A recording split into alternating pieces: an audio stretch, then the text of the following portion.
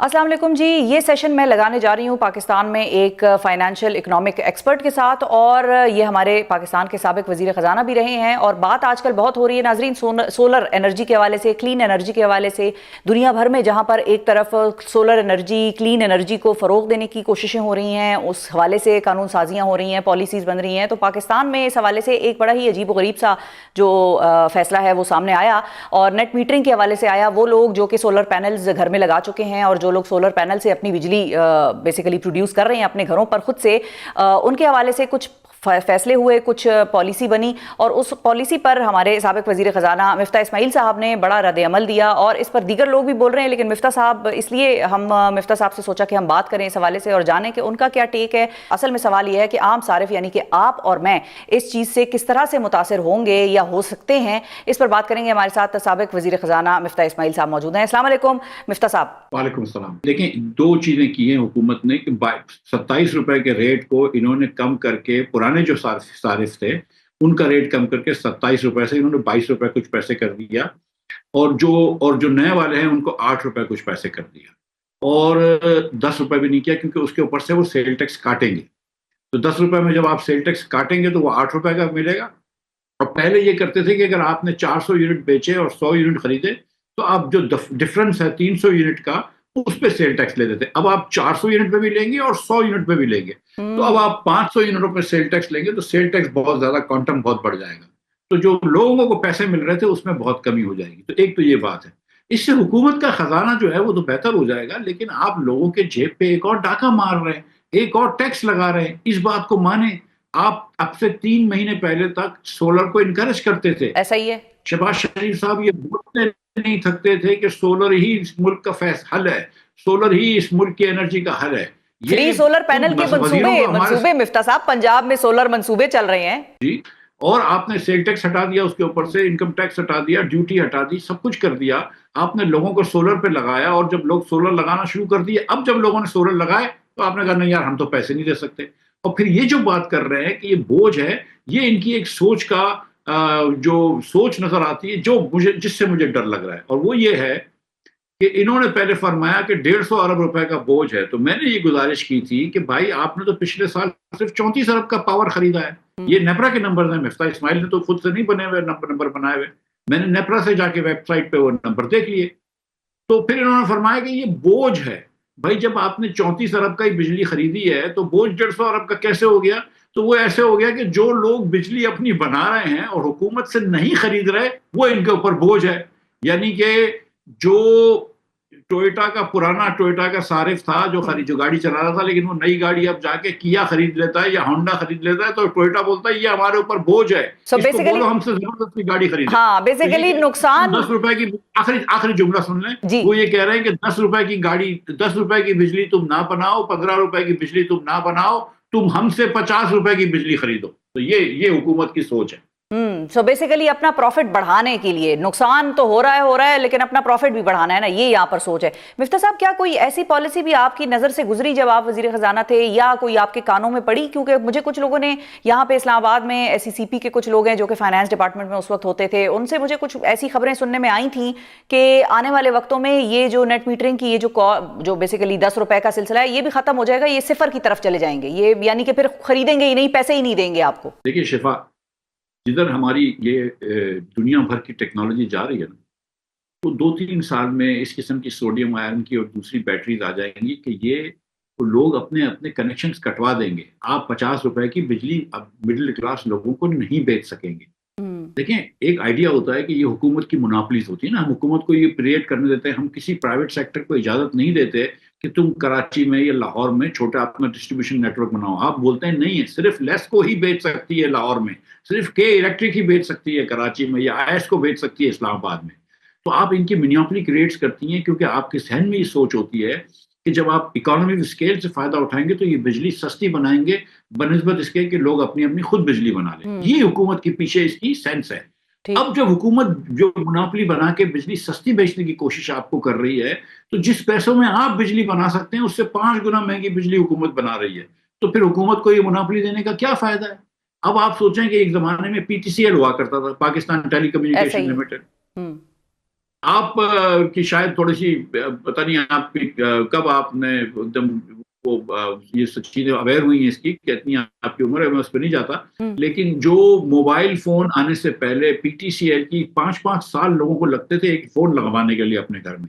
मोहल्लों में एक या दो लोगों के पास फोन होते थे, और किसी के घर में अगर डिमांड नोट मिल जाए कि अब फोन लग रहा है तो लोग मुबारकबाद देते थे। अच्छा जी अब जी। यहाँ पे 1 घंटे के अंदर मोबाइल फोन की सिम मिलती है और कोई पीटीसीएल का नंबर किसी के पास होता भी नहीं है। तो कटवा जिस दिए तरह कनेक्शंस लोगों ने, कटवा पीटीसीएल को दिए। खत्म कर दिया जी, तो इसी तरह एक वक्त आएगा 2-4 सालों में कि जब बैटरियां खत्म हो, बैटरियां आ जाएंगी तो ये लोग इनके कनेक्शन हटवा देंगे। इनको ये चीज को रोकने की कोशिश नहीं करनी चाहिए। मुझे पता है कि जब ऑटोमोबाइल आई थी अमेरिका में या दीगर ममालिक में, तो घोड़े की जो लॉबी थी वो रुकवा रही थी, कोशिश कर रही थी कि ऑटोमोबाइल को रोक लें। लेकिन ये टेक्नोलॉजी के अंदर ये चीजें रुकती नहीं है। मैं आपको सच बता रहा हूँ, बड़ी कोशिश हुई थी उस जमाने में। इसी तरह आर्टिफिशियल इंटेलिजेंस जो है बहुत सारी चीजों को खत्म कर रहा है। हाँ। तो इस तरह अब ये समझना कि आप सोलर पैनल्स को रोक लेंगे, विंड पावर को रोक लेंगे, क्लीन एनर्जी को रोक लेंगे और 50 रुपए की महंगी बिजली बेचेंगे, ये मुमकिन नहीं। हाँ बिल्कुल सही है। तो अब मिफ्ता साहब, फिर अब आगे होने क्या जा रहा है? लोग तो इस पे एहतजाज कर रहे हैं, लेकिन हमारे वजीर खजाना और वो लोग तो ये कह रहे हैं कि भाई ये तो बड़ा नेशनल ग्रिड पे बोझ है, और देखे ना हम हुकूमत जो है वो रुल गई और बर्बाद हो गई। उनका भी यही नारा है, आवाम भी बेचारी यही नारा लगा रही है कि भाई हम भी रुल गए और बर्बाद हो गए। तो अब इन दोनों साइड्स को आप इस सिचुएशन में देख कैसे रहे हैं? Who will prevail? देखिए, हुकूमत ही जीतती है ना आवाम के। मतलब आप 38.5% टैक्स देती हैं, आपको क्या मिलता है इसके अवज? Business individual, doctor, chartered accountant बेचारे 50% टैक्स देते हैं, क्या मिलता है उसके एवज? हुकूमत ही जीतती है, इसमें कोई बहस नहीं होती है। प्रिवेल तो यही करेंगे। लेकिन ये कि मुल्क और पीछे चले जाएगा। गुजारिश ये है कि देखिए, ये कह रहे हैं कि 34 अरब रुपए जो है वो बड़ा बोझ है, या वो कह रहे हैं कि 100 रुपए जो है वो 100 अरब रुपए, 150 अरब, उनकी बात मान ली कि 90 पैसे का बोझ बढ़ रहा है, 90 पैसे का बोझ हमको लग रहा है ये सोलर की वजह से। अब मैं आपको 2-3 और बोझ के बारे में बताता हूँ जी। कि जब इन्होंने 1296 गीगावाट आवर्स खरीदे वो सोलर पैनल वालों से, तो उस साल में, पिछले साल की बात कर रहा हूँ, तो पिछले साल 22,000 गीगावाट आवर्स जो थे वो उन्होंने TND लॉसेस में जाया कर दिए। तो एक तरफ 1296 का आपको बड़ा बोझ लग रहा है जो आपने खरीदे, लेकिन 22,000 गीगावाट आवर्स जब आपने खो दिए, तो इसका बोझ किसके किसके कंधे पे जाएगा?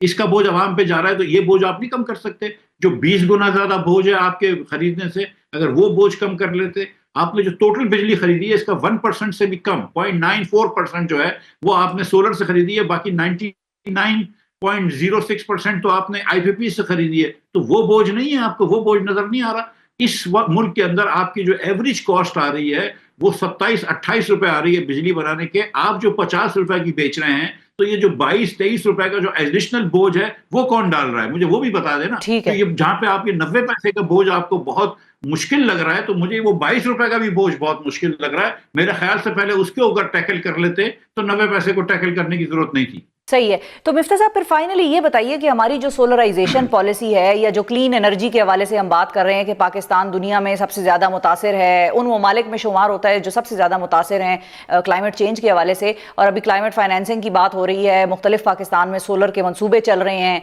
तो फिर तो गवर्नमेंट इन सबको एक तरह से खुद ही इन पर कांटा लगाने की कोशिश कर रही है। तो फिर ये क्लाइमेट फाइनेंसिंग और क्लीन एनर्जी और दुनिया को बताना कि भाई we are working on climate change challenge, और ये सारा फिर इस सारे नैरेटिव का या इस सारे सिनेरियो में फिर हम कहाँ खड़े हैं? फिर ये तो हम माइनस कर रहे हैं। सेटबैक नहीं होगा ये हमारे इस क्लाइमेट चेंज और सोलराइजेशन और क्लाइमेट फाइनेंसिंग, इस सब चीज के ऊपर? देखिए, आप पहले तो यहाँ से शुरू करें कि शहबाज शरीफ साहब ने एक पंजाब में सोलर पार्क लगाया था जिसको कायदे आजम सोलर कहते हैं। वो आप 36 रुपए में बेच रहे हैं कंज्यूम वो ग्रिड वो 36 रुपए में खरीद रहे हैं, उस पर बोझ नहीं है।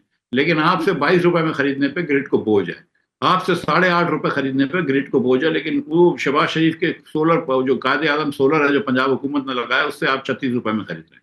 एक तो इस बात को एक दिमाग में रखिएगा जरा। ठीक ठीक है। 4 महीने पहले तक हुकूमत आपको ये इंकरेज कर रही थी, ठीक है। अब आपको डिस्करेज कर रही, तो 4 महीने पहले इनको नहीं पता थी कि इसका बोझ आएगा? ये वही मिसाल नहीं हो गई कि वीट इन्होंने महंगा कर दिया, और वीट जो है वो 100 रुपए इन्होंने पर किलो खरीदना शुरू कर दिया हुकूमत ने, और 115 रुपए किलो बेचना शुरू कर दिया, यानी कि 4600 रुपए मन। उसके बाद जब 115 रुपए का वीट बेच रहे हैं इन्होंने शुरू किया, तो 130 रुपए का आटा हो गया। तो शहबाज शरीफ साहब, मियाँ साहब बड़े नाराज हो गए कि यार आटा महंगा हो गया। तो भाई, जब वीट आप महंगा कर रहे थे तो आपको पता नहीं थी कि आटा महंगा होगा? आटा कहीं और से आता है वीट के अलावा। तो जब आप सोलर पैदा कर रहे थे तो आपको पता नहीं थी कि क्या होने का है? ये मतलब ये इस किस्म का यूटर्न, मतलब ये सोलर पैनल्स ना हुए वोट को इज्जत दो हो गया कि जब मर्जी आपने वोट नहीं मिला आपको तो आपने यूटर्न ले लिया, ये क्या बात है?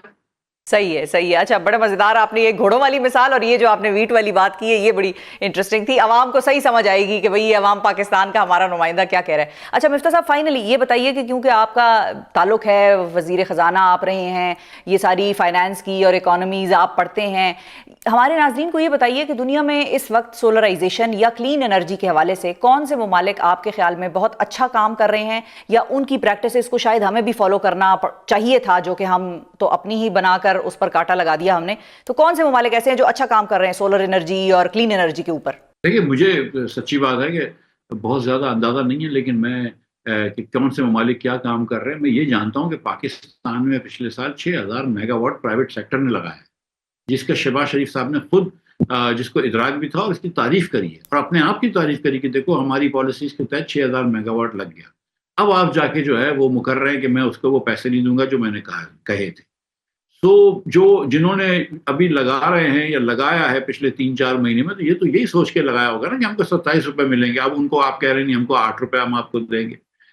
तो अब जहां तक सोलर की काम की बात कर रहे हैं, तो मैं आपसे ये गुजारिश करना चाहता हूँ कि Indonesia, Thailand, Vietnam, Malaysia, Cambodia, south Africa, Kenya, Ethiopia, Hindustan, Bangladesh, Sri Lanka और नेपाल में तमाम ममालिक में पाकिस्तान से बिजली सस्ती, और इन तमाम ममालिक में पाकिस्तान से गैस सस्ती थी, मां सिवाय थाईलैंड के, लेकिन अब हमारी थाईलैंड से भी गैस महंगी हो गई है। अच्छा, ये बात हमको समझनी चाहिए कि बिजली के अंदर और गैस के अंदर हम कहीं ना कहीं बड़ी सिग्निफिकेंट गलती कर रहे हैं। तभी ये कि पूरी दुनिया के ममालिक हमसे सस्ती, जितने भी हम पल्ला ममालिक की बात की, सब हमसे सस्ती गैस बेचते हैं, सब हमसे सस्ती बिजली बेचते हैं, लेकिन तारीफ हम अपने आप की बहुत करते हैं। आपने गैस याद करा दी, मुझे अपना इंटरव्यू याद आ गया। आजकल के जो वजीर तवानाई हैं लगारी साहब, उन्होंने मेरे प्रोग्राम पे ये भी कहा कि गैस को महंगा होना चाहिए और गैस महंगी होनी चाहिए। बेसिकली तो वो ये कहना चाह रहे थे कि गैस के यूज़ को डिस्करेज करें, क्योंकि पाकिस्तान में गैस की जो अब इस वक्त ज़खायर हैं वो इस हद तक नहीं है वाफिर मिकदार में कि भाई हम उनको इस्तेमाल ज़्यादा करें। उनका मुझे वो स्टेटमेंट याद आ गया कि गैस को महंगा होना चाहिए। गैस को भी महंगा कर दें, बिजली को भी महंगा कर दें, फिर कोशिश करें कि टैक्स भी पाकिस्तान में, आपको पता है कि दुनिया के हाईएस्ट टैक्सेस में एक है, तो फिर देखते हैं कि कितनी गैर मुल्की सरमायाकारी आती है, फिर देखते हैं कि कितने पाकिस्तानी सरमायाकार पाकिस्तान में सरमायाकारी करते हैं, फिर देखते हैं कि पाकिस्तान में कितना रोजगार निकलता है। सिर्फ इतनी सी गुजारिश करता हूँ कि पिछले 3 साल के अंदर पाकिस्तान औसतन हर पाकिस्तानी गरीब हुआ है। पिछले 3 साल के अंदर हमारी एवरेज इनकम, नेशनल इनकम कम हुई है पर कैपिटा, और पिछले 3 साल से हमारे तमाम पाकिस्तानियों की कुव्वत खरीद जो है वो कम हुई है। ये अगर याद रखिएगा, उसके बाद जो ये पॉलिसीज परस्यू कर रहे हैं 47 वाले, इनकी मर्जी है। बहुत शुक्रिया अदा करेंगे मिफ्ता इस्माइल साहब, नाजरीन हमारे साथ थे, और बिजली की कीमतों के हवाले से सोलराइजेशन जो पाकिस्तान की पॉलिसी है उसके ऊपर बात कर रहे थे, और बड़ा ही एक डिटेल्ड ओवरव्यू इन्होंने हमें दिया पाकिस्तान की पॉलिसी इस वक्त क्या बनने जा रही है और इसका आने वाले वक्तों में पाकिस्तान और पाकिस्तानी बिजली के सारिफ पर क्या असर होगा। इसके साथ ही मुझे दीजिए इजाज़त और दुआ कीजिए कि बस अब जीने पर टैक्स ना लगे इस मुल्क में। बस एक यही चीज़ रह गई है कि सांस लेने पर टैक्स है।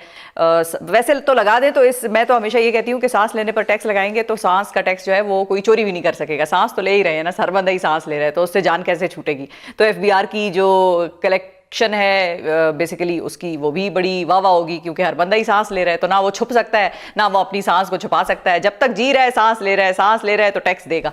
तो ये मामला ना हो जाए बस पाकिस्तान में, बाकी तो चला ही रहे हैं हम। आज के इस व्लॉग से मुझे दीजिए इजाज़त। बहुत शुक्रिया अदा करेंगे, आपकी सपोर्ट हमें चाहिए और इसी किस्म के आपके इश्यूज़ को हम सामने लेकर आते रहेंगे, एक्सपर्ट से बात करेंगे, और कोशिश हमारी यही है कि उन इश्यूज़ पर बात करें जिन इश्यूज़ पर टीवी में आमतौर पर बहुत ज़्यादा फोकस या बहुत ज़्यादा तवज्जो नहीं होती। वो आपका इशू भी हो सकता है। आप मुझे कॉमेंट्स में बताइए आपको मेरे कौन से सेशंस अच्छे लग रहे हैं, किस किस्म की बात आप सुनना चाहते हैं, करना चाहते हैं, और कॉमेंट्स में ये बताइए कि अगली बात आप किससे सुनना चाहते हैं। उस गेस्ट को हम अप्रोच करने की कोशिश करेंगे, उससे बात करेंगे, और इशू भी बताइएगा कि उसको आप किस इशू पर सुनना चाहते हैं। मुझे दीजिए इजाज़त, अपना बहुत ख्याल रखिए। अल्लाह हाफिज़।